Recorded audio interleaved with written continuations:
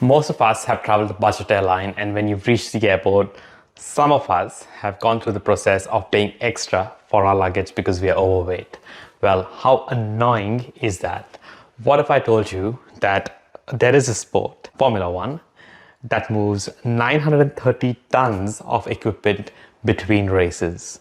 And that's not the only expense that they have. In this video, we're going to discuss how much do Formula One teams actually make. We're going to discuss the income and the expenses. And then it's up for you to decide, is it actually worth it to be in Formula One? Firstly, if you're someone who is new to Formula One and has just started watching the fastest growing sport on the planet, here's some basic information for you. There are 10 teams in Formula One. Each team has 2 drivers. Now, the top 10 finishes of each race gets points. The bottom 10 don't. So if your driver finishes first and say 10th, what the team gets is 26 points. 25 points for finishing first and a point for finishing 10th. At the end of the season, after the 23 races, we have the Constructors' Championship, and whoever tops the table there wins that championship. And whoever tops the Drivers' table wins the Drivers' Championship. Now, hold that thought. Let's dig into the expenses of Formula One to understand if they actually make any money at all. The expenses of a Formula One team can be divided into 4 parts. Firstly, research and development. Pretty self-explanatory. The second bit is salaries. This includes salaries of mechanics, engineers, team principals, and drivers. Lewis Hamilton, for example, is paid almost $50 million. And I'm sure Mercedes has a budget for Toto's headphones. Then we have production and manufacturing, and finally logistics and operations. All this cost a lot of money. Estimated that Mercedes-Benz spent $425 million in 2019. The FIA's revenue, that is the governing body of Formula One's revenue, is divided into 2 parts. Firstly, the shareholders, and then 47% of their total revenue goes to the teams. Firstly, the teams get a flat fee of $42 million. We then have column 2, which is based on where you finish on the constructors table. Red Bull, for example, got $61 million for standing first, and Williams got $13 million for coming last. Now, here is where it gets more complicated. The third column is a long-standing team contribution.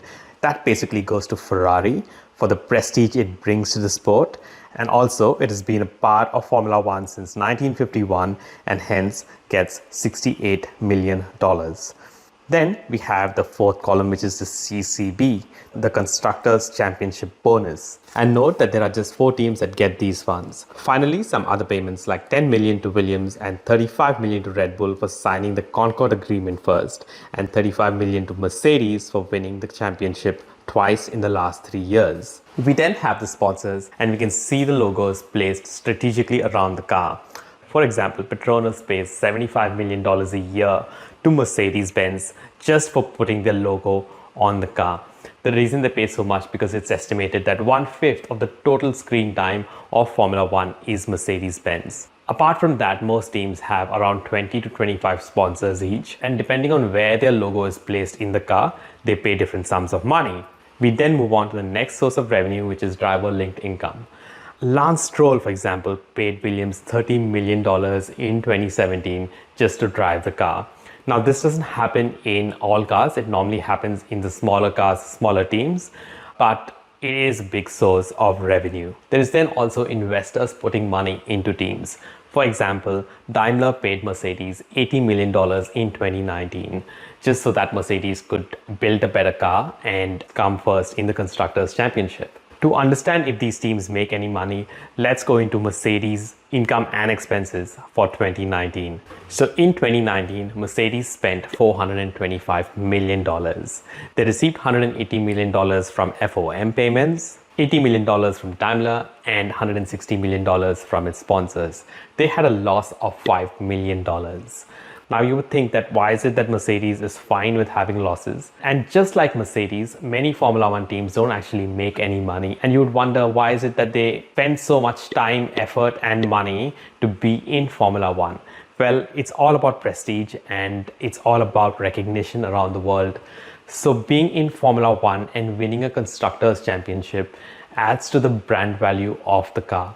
in the recent years, Mercedes has done really well, and that is reflected in the sales of motor vehicles of Mercedes around the world. The technology that Formula One teams come up with, especially aerodynamics and engine capabilities, is used in regular vehicles as well, and that again adds to a better user experience of these everyday cars. Anyways, thanks so much for watching. Hope you enjoyed this video and found it informative, and do hit the like and subscribe button and comment below to support this channel.